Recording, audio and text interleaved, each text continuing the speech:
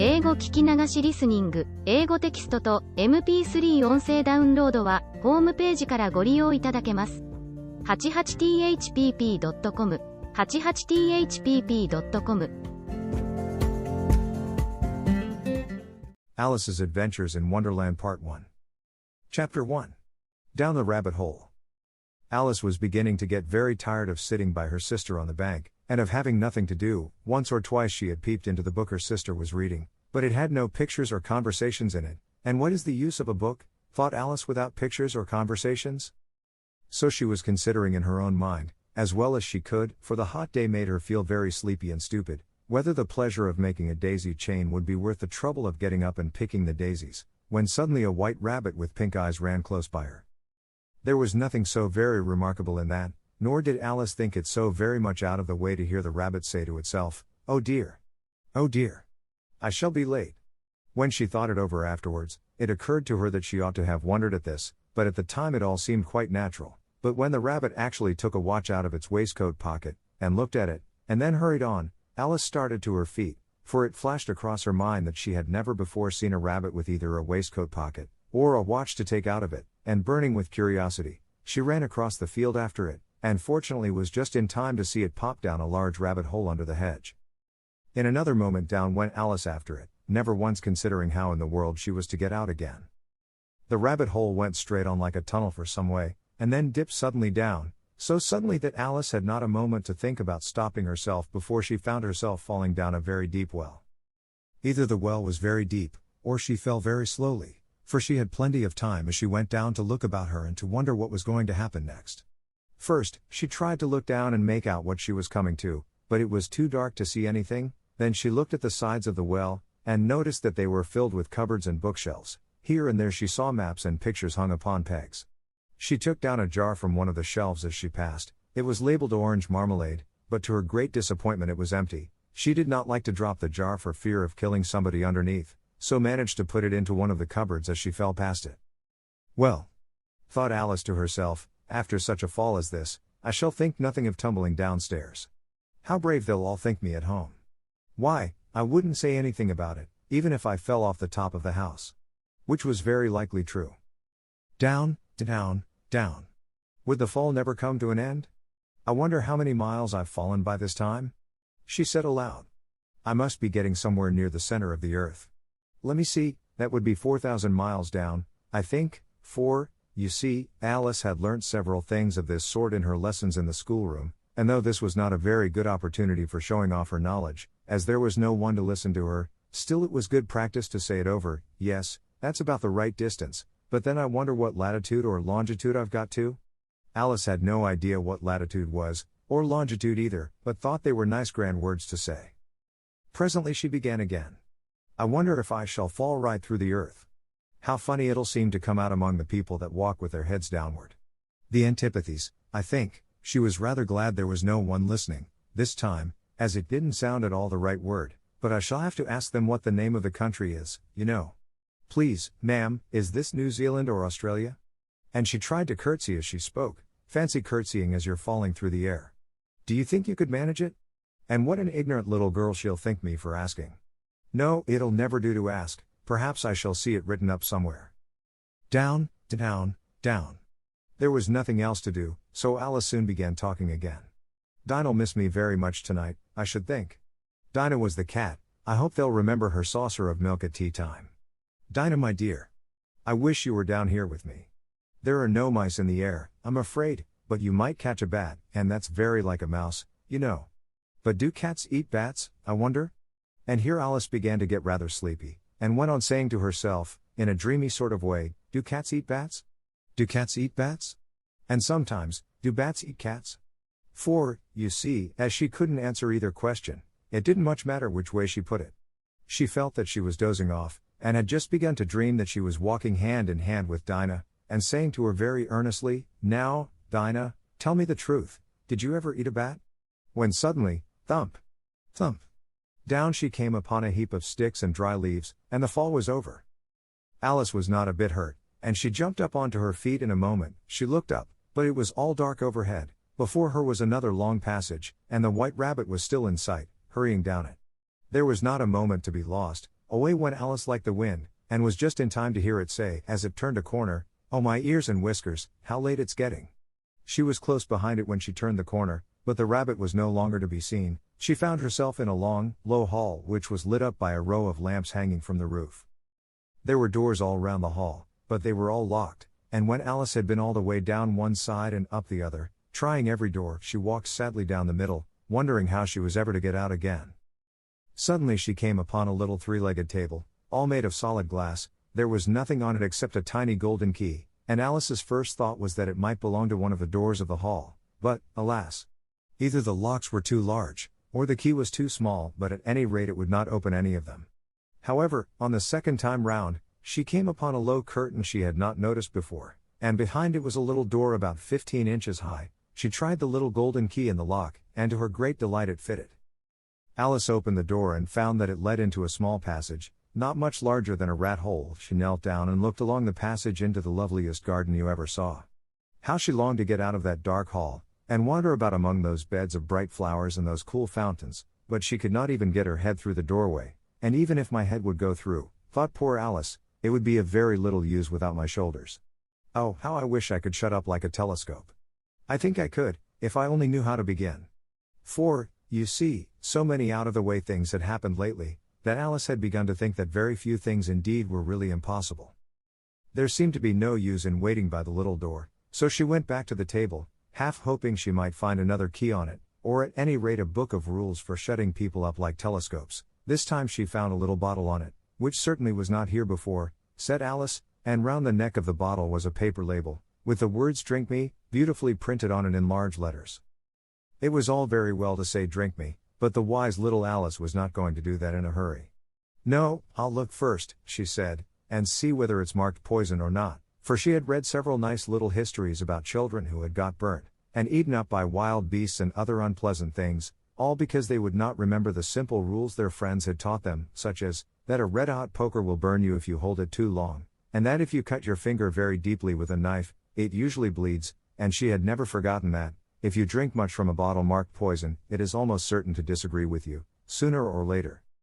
However, this bottle was not marked poison, so Alice ventured to taste it, and finding it very nice, it had, in fact, a sort of mixed flavor of cherry tart, custard, pineapple, roast turkey, toffee, and hot buttered toast. She very soon finished it off.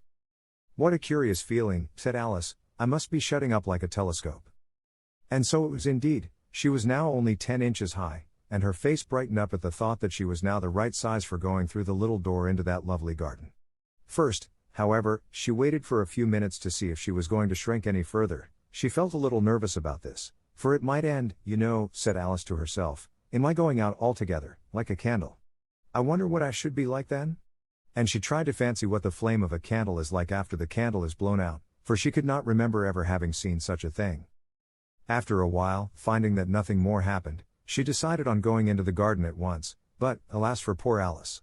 When she got to the door, she found she had forgotten the little golden key, and when she went back to the table for it, she found she could not possibly reach it. She could see it quite plainly through the glass, and she tried her best to climb up one of the legs of the table, but it was too slippery, and when she had tired herself out with trying, the poor little thing sat down and cried. "Come, there's no use in crying like that," said Alice to herself, rather sharply. "I advise you to leave off this minute." She generally gave herself very good advice, though she very seldom followed it, and sometimes she scolded herself so severely as to bring tears into her eyes, and once she remembered trying to box her own ears for having cheated herself in a game of croquet she was playing against herself, for this curious child was very fond of pretending to be two people. But it's no use now, thought poor Alice, to pretend to be two people. Why, there's hardly enough of me left to make one respectable person. Soon her eye fell on a little glass box that was lying under the table. She opened it and found in it a very small cake, on which the words "Eat me" were beautifully marked in currants. "Well, I'll eat it," said Alice, "and if it makes me grow larger, I can reach the key, and if it makes me grow smaller, I can creep under the door, so either way I'll get into the garden, and I don't care which happens." She ate a little bit, and said anxiously to herself, "Which way? Which way?"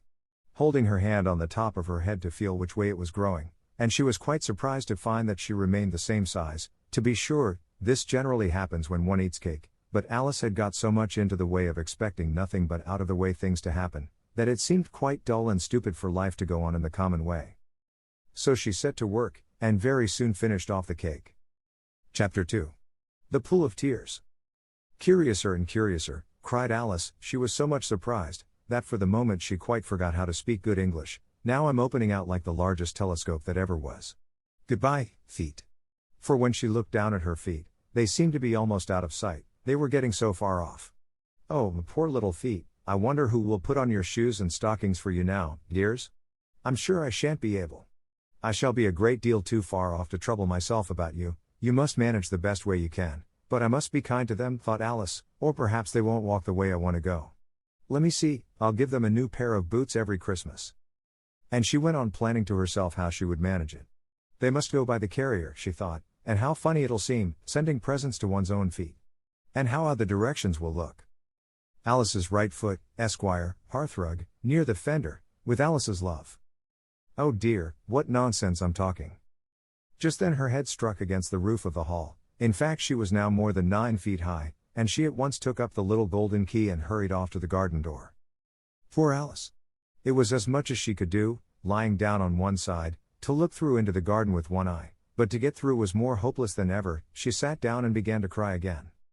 You ought to be ashamed of yourself, said Alice, a great girl like you, she might well say this, to go on crying in this way. Stop this moment, I tell you. But she went on all the same, shedding gallons of tears, until there was a large pool all round her, about 4 inches deep and reaching half down the hall. After a time she heard a little pattering of feet in the distance, and she hastily dried her eyes to see what was coming. It was the White Rabbit returning, splendidly dressed, with a pair of white kid gloves in one hand and a large fan in the other. He came trotting along in a great hurry, muttering to himself as he came, "Oh, the Duchess, the Duchess. Oh, won't she be savage if I've kept her waiting?"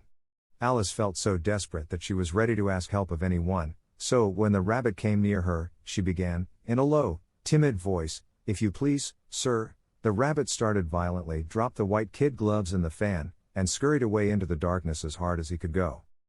Alice took up the fan and gloves, and, as the hall was very hot, she kept fanning herself all the time she went on talking. Dear, dear. How queer everything is today. And yesterday things went on just as usual. I wonder if I've been changed in the night. Let me think, was I the same when I got up this morning? I almost think I can remember feeling a little different.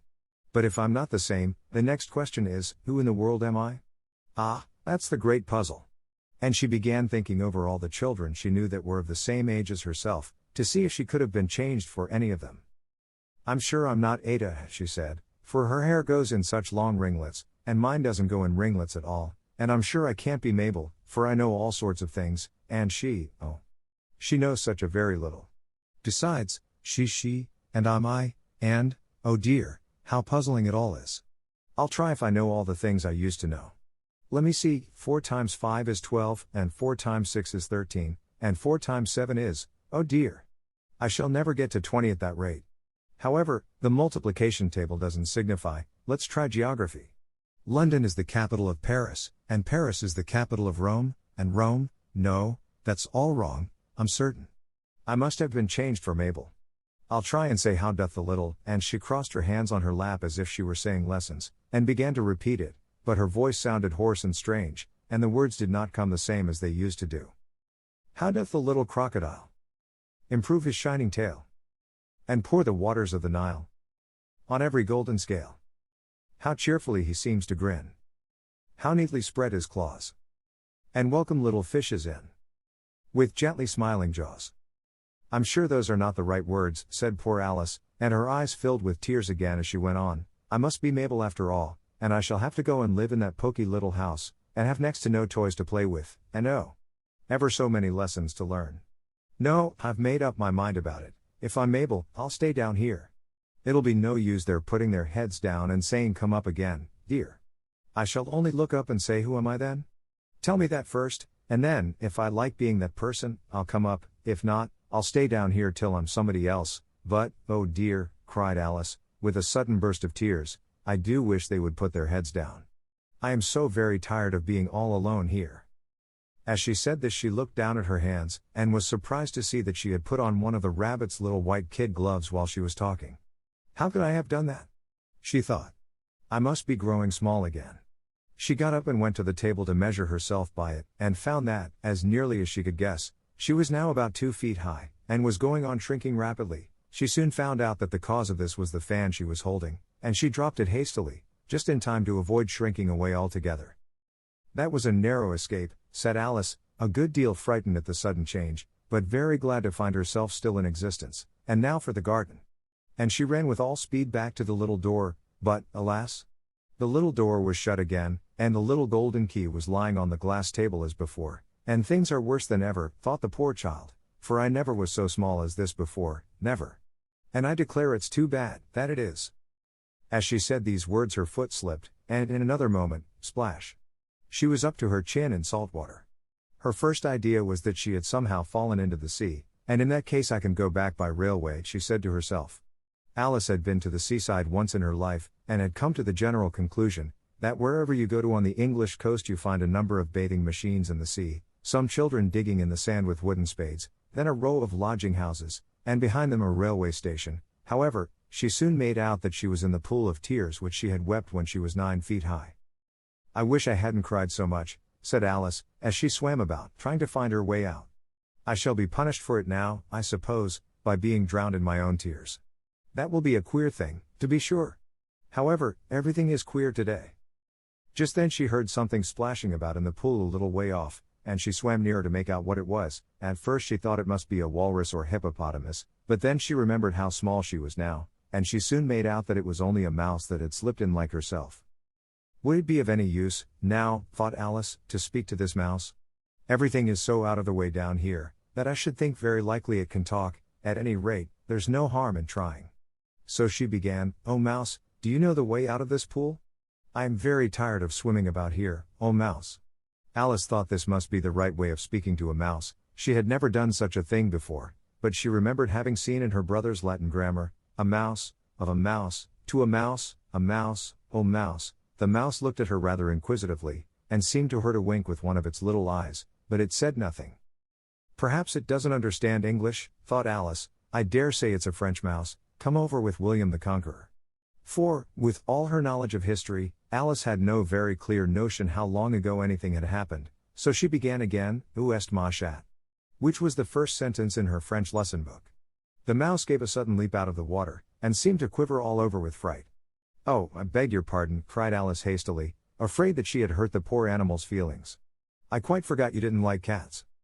"Not like cats," cried the mouse, in a shrill, passionate voice. "Would you like cats if you were me?"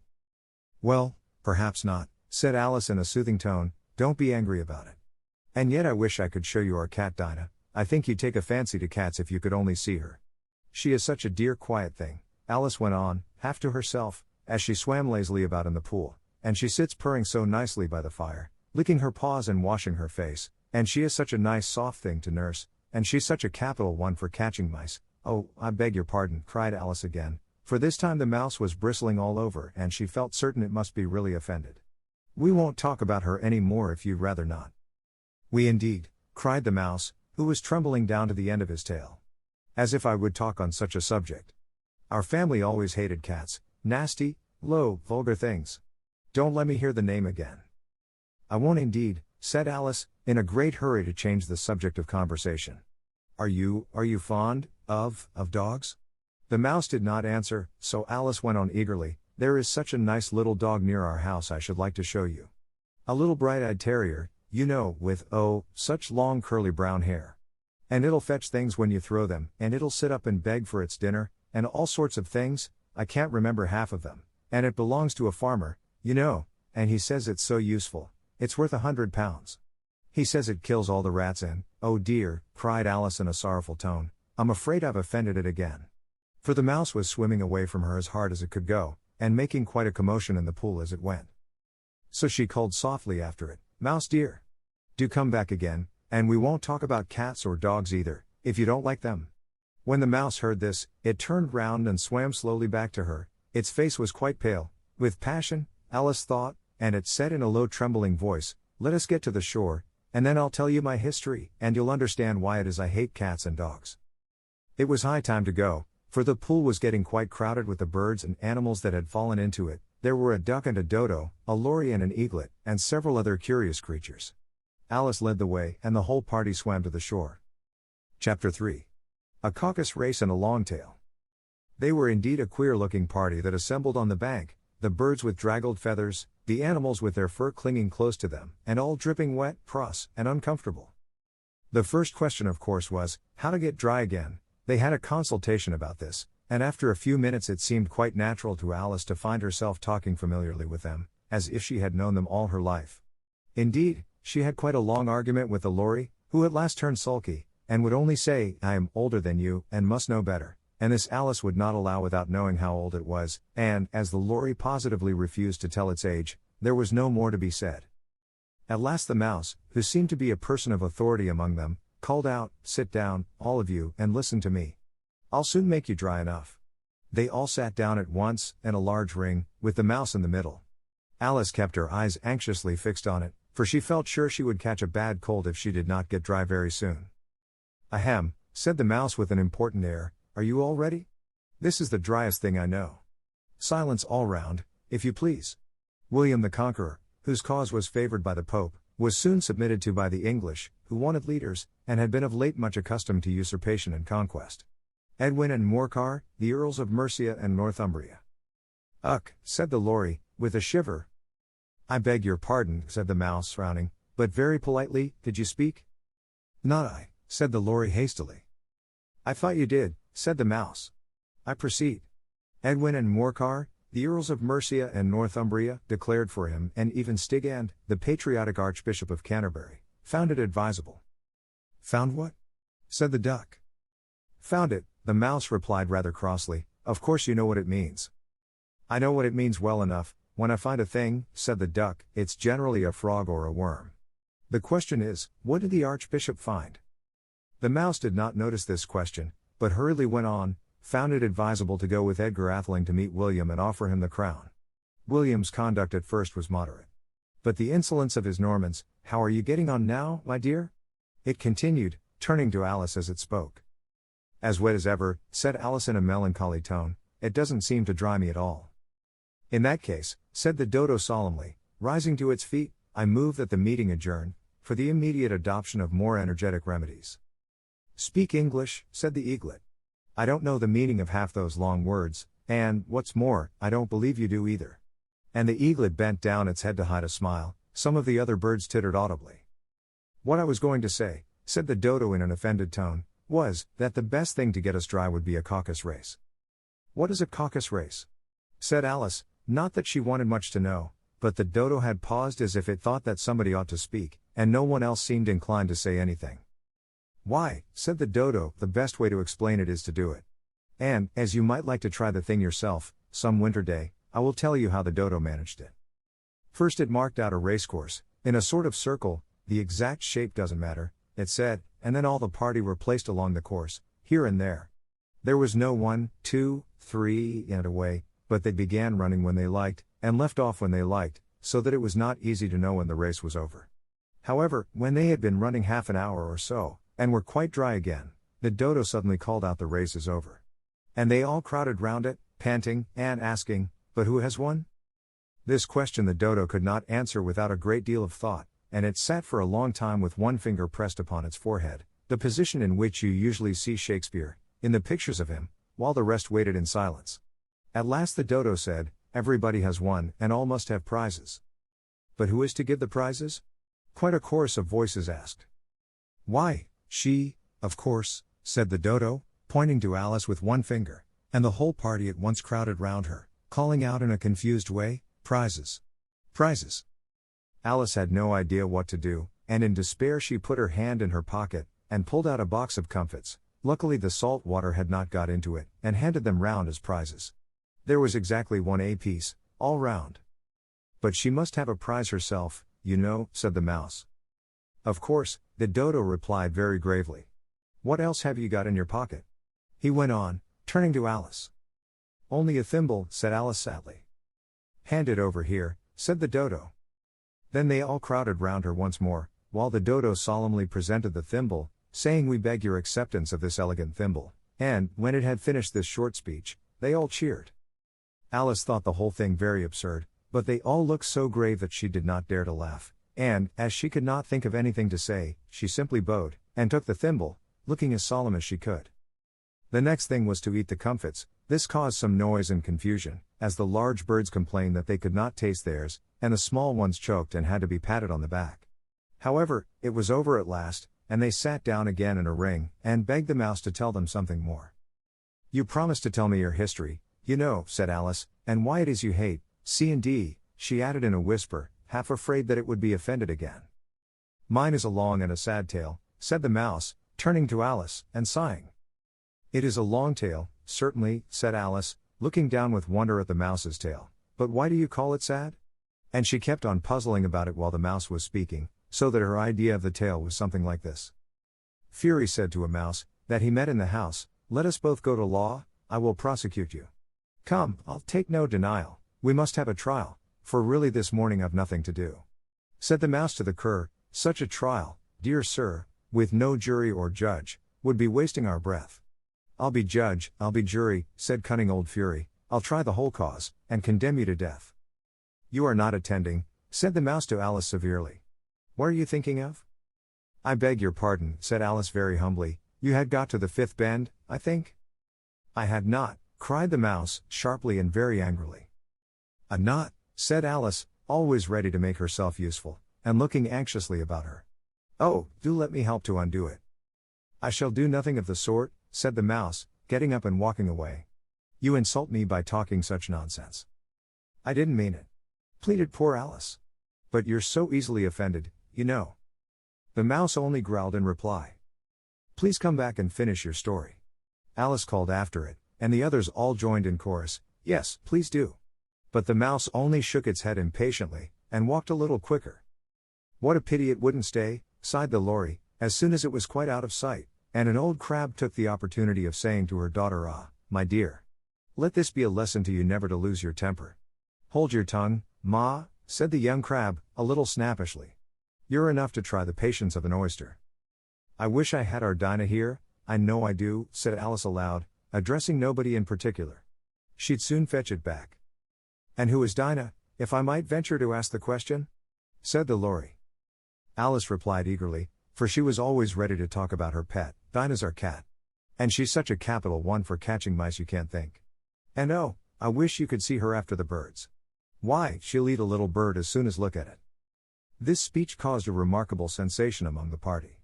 Some of the birds hurried off at once. One old magpie began wrapping itself up very carefully, remarking, "I really must be getting home, the night air doesn't suit my throat." And a canary called out in a trembling voice to its children, "Come away, my dears. It's high time you were all in bed." On various pretexts they all moved off, and Alice was soon left alone. "I wish I hadn't mentioned Dinah," she said to herself in a melancholy tone. "Nobody seems to like her, down here, and I'm sure she's the best cat in the world. Oh, my dear Dinah! I wonder if I shall ever see you any more." And here poor Alice began to cry again, for she felt very lonely and low-spirited. In a little while, however, she again heard a little pattering of footsteps in the distance, and she looked up eagerly, half hoping that the mouse had changed his mind, and was coming back to finish his story. Chapter 4. The Rabbit Sends in a Little Bill. It was the White Rabbit, trotting slowly back again, and looking anxiously about as it went, as if it had lost something, and she heard it muttering to itself, "The Duchess. The Duchess. Oh my dear paws. Oh my fur and whiskers. She'll get me executed, as sure as ferrets are ferrets. Where can I have dropped them, I wonder?" Alice guessed in a moment that it was looking for the fan and the pair of white kid gloves, and she very good-naturedly began hunting about for them, but they were nowhere to be seen. Everything seemed to have changed since her swim in the pool, and the great hall, with the glass table and the little door, had vanished completely. Very soon the rabbit noticed Alice, as she went hunting about, and called out to her in an angry tone, "Why, Mary Ann, what are you doing out here? Run home this moment, and fetch me a pair of gloves and a fan. Quick, now!" And Alice was so much frightened that she ran off at once in the direction it pointed to, without trying to explain the mistake it had made. "He took me for his housemaid," she said to herself as she ran. "How surprised he'll be when he finds out who I am. But I'd better take him his fan and gloves, that is, if I can find them." As she said this, she came upon a neat little house, on the door of which was a bright brass plate with the name W. Rabbit engraved upon it. She went in without knocking, and hurried upstairs, in great fear lest she should meet the real Mary Ann, and be turned out of the house before she had found the fan and gloves. How queer it seems, Alice said to herself, to be going messages for a rabbit. I suppose Dinah'll be sending me on messages next. And she began fancying the sort of thing that would happen. Miss Alice. Come here directly, and get ready for your walk. Coming in a minute, nurse. But I've got to see that the mouse doesn't get out. Only I don't think, Alice went on, that they'd let Dinah stop in the house if it began ordering people about like that. By this time she had found her way into a tidy little room with a table in the window, and on it, as she had hoped, a fan and 2 or 3 pairs of tiny white kid gloves. She took up the fan and a pair of the gloves, and was just going to leave the room, when her eye fell upon a little bottle that stood near the looking-glass. There was no label this time with the words "Drink me," but nevertheless she uncorked it and put it to her lips. I know something interesting is sure to happen, she said to herself, whenever I eat or drink anything, so I'll just see what this bottle does. I do hope it'll make me grow large again, for really I'm quite tired of being such a tiny little thing. It did so indeed, and much sooner than she had expected. Before she had drunk half the bottle, she found her head pressing against the ceiling, and had to stoop to save her neck from being broken.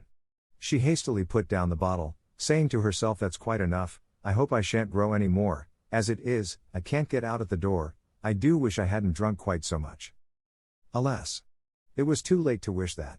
She went on growing, and very soon had to kneel down on the floor. In another minute there was not even room for this, and she tried the effect of lying down with one elbow against the door, and the other arm curled round her head.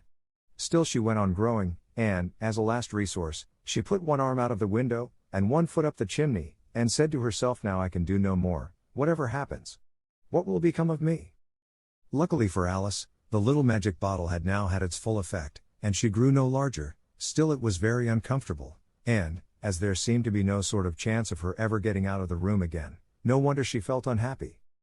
It was much pleasanter at home, thought poor Alice, when one wasn't always growing larger and smaller, and being ordered about by mice and rabbits. I almost wish I hadn't gone down that rabbit hole, and yet, it's rather curious, you know, this sort of life. I do wonder what can have happened to me. When I used to read fairy tales, I fancied that kind of thing never happened, and now here I am in the middle of one. There ought to be a book written about me, that there ought.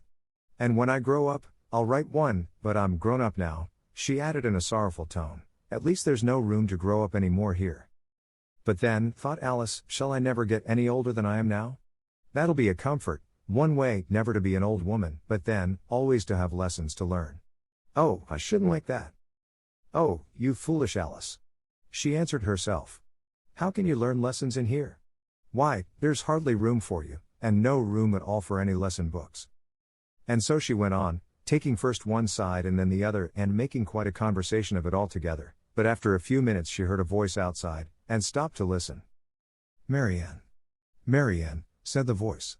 Fetch me my gloves this moment. Then came a little pattering of feet on the stairs.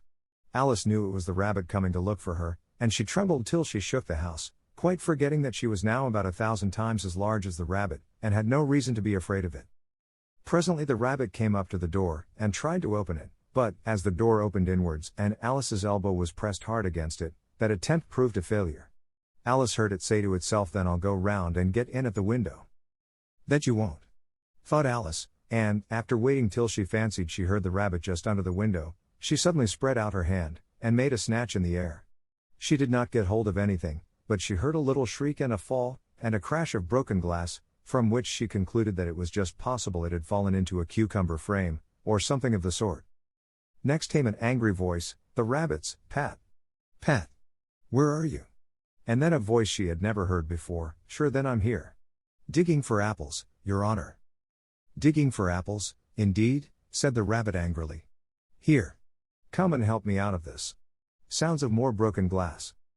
Now tell me, Pat, what's that in the window? Sure, it's an arm, Your Honor. He pronounced it arum. An arm, you goose. Whoever saw one that size? Why, it fills the whole window. Sure, it does, Your Honor, but it's an arm for all that. Well, it's got no business there, at any rate, go and take it away. There was a long silence after this, and Alice could only hear whispers now and then, such as, sure, I don't like it, Your Honor, at all. Do as I tell you, you coward. And at last she spread out her hand again, and made another snatch in the air. This time there were two little shrieks, and more sounds of broken glass. What a number of cucumber frames there must be, thought Alice. I wonder what they'll do next. As for pulling me out of the window, I only wish they could. I'm sure I don't want to stay in here any longer. She waited for some time without hearing anything more. At last came a rumbling of little cartwheels, and the sound of a good many voices all talking together. She made out the words, "Where's the other ladder? Why, I hadn't to bring but one. Bill's got the other, Bill. Fetch it here, lad. Here, put 'em up at this corner. No, tie 'em together first. They don't reach half high enough yet. Oh. They'll do well enough. Don't be particular. Here, Bill. Catch hold of this rope. Will the roof bear? Mind that loose slate. Oh, it's coming down. Heads below." A loud crash. Now, who did that? It was Bill, I fancy. Who's to go down the chimney? Nay, I shan't. You do it. That I won't, then. Bill's to go down. Here, Bill. The master says you're to go down the chimney. Oh. So Bill's got to come down the chimney, has he? Said Alice to herself. Shy, they seem to put everything upon Bill. I wouldn't be in Bill's place for a good deal. This fireplace is narrow, to be sure, but I think I can kick a little. She drew her foot as far down the chimney as she could, and waited till she heard a little animal, she couldn't guess of what sort it was, scratching and scrambling about in the chimney close above her. Then, saying to herself, "This is Bill," she gave one sharp kick, and waited to see what would happen next. The first thing she heard was a general chorus of "There goes Bill." Then the rabbit's voice along, "Catch him, you by the hedge." Then silence, and then another confusion of voices, "Hold up his head, brandy now, don't choke him, how was it, old fellow? What happened to you? Tell us all about it." Last came a little feeble, squeaking voice, "That's Bill," thought Alice. "Well, I hardly know, no more, thank ye, I'm better now, but I'm a deal too flustered to tell you. All I know is, something comes at me like a jack-in-the-box, and up I goes like a skyrocket." "So you did, old fellow," said the others. "We must burn the house down," said the rabbit's voice, and Alice called out as loud as she could, "If you do, I'll set Dinah at you." There was a dead silence instantly, and Alice thought to herself, "I wonder what they will do next. If they had any sense, they'd take the roof off." After a minute or two, they began moving about again, and Alice heard the rabbit say, "A barrowful will do, to begin with." A barrowful of what? Thought Alice, but she had not long to doubt, for the next moment a shower of little pebbles came rattling in at the window, and some of them hit her in the face. "I'll put a stop to this," she said to herself, and shouted out, "You'd better not do that again." Which produced another dead silence. Alice noticed with some surprise that the pebbles were all turning into little cakes as they lay on the floor, and a bright idea came into her head. "If I eat one of these cakes," she thought, "it's sure to make some change in my size, and as it can't possibly make me larger, it must make me smaller, I suppose." So she swallowed one of the cakes, and was delighted to find that she began shrinking directly. As soon as she was small enough to get through the door, she ran out of the house, and found quite a crowd of little animals and birds waiting outside. The poor little lizard, Bill, was in the middle, being held up by 2 guinea pigs, who were giving it something out of a bottle. They all made a rush at Alice the moment she appeared, but she ran off as hard as she could, and soon found herself safe in a thick wood. "The first thing I've got to do," said Alice to herself, as she wandered about in the wood, "is to grow to my right size again, and the second thing is to find my way into that lovely garden. I think that will be the best plan." It sounded an excellent plan, no doubt, and very neatly and simply arranged. The only difficulty was, that she had not the smallest idea how to set about it, and while she was peering about anxiously among the trees, a little sharp bark just over her head made her look up in a great hurry. An enormous puppy was looking down at her with large round eyes, and feebly stretching out one paw, trying to touch her. "Poor little thing," said Alice, in a coaxing tone, and she tried hard to whistle to it, but she was terribly frightened all the time at the thought that it might be hungry, in which case it would be very likely to eat her up in spite of all her coaxing. Hardly knowing what she did, she picked up a little bit of stick and held it out to the puppy, whereupon the puppy jumped into the air off all its feet at once, with a yelp of delight, and rushed at the stick and made believe to worry it. Then Alice dodged behind a great thistle, to keep herself from being run over, and the moment she appeared on the other side, the puppy made another rush at the stick, and tumbled head over heels in its hurry to get hold of it. Then Alice, thinking it was very like having a game of play with a cart horse, and expecting every moment to be trampled under its feet, ran round the thistle again. Then the puppy began a series of short charges at the stick, running a very little way forwards each time and a long way back, and barking hoarsely all the while, till at last it sat down a good way off, panting, with its tongue hanging out of its mouth, and its great eyes half shut. This seemed to Alice a good opportunity for making her escape, so she set off at once, and ran till she was quite tired and out of breath, and till the puppy's bark sounded quite faint in the distance. "And yet what a dear little puppy it was," said Alice, as she leant against a buttercup to rest herself, and fanned herself with one of the leaves. "I should have liked teaching it tricks very much, if I'd only been the right size to do it. Oh dear! I'd nearly forgotten that I've got to grow up again. Let me see, how is it to be managed? I suppose I ought to eat or drink something or other, but the great question is, what?" The great question certainly was, what? Alice looked all round her at the flowers and the blades of grass, but she did not see anything that looked like the right thing to eat or drink under the circumstances. There was a large mushroom growing near her, about the same height as herself, and when she had looked under it, and on both sides of it, and behind it, it occurred to her that she might as well look and see what was on the top of it. She stretched herself up on tiptoe, and peeped over the edge of the mushroom, and her eyes immediately met those of a large blue caterpillar, that was sitting on the top with its arms folded, quietly smoking a long hookah, and taking not the smallest notice of her or of anything else. 物語の続きは、ホームページからお聞きいただけます。また、テキスト、MP3 ダウンロードも合わせてご利用ください。88thpp.com 88thpp.com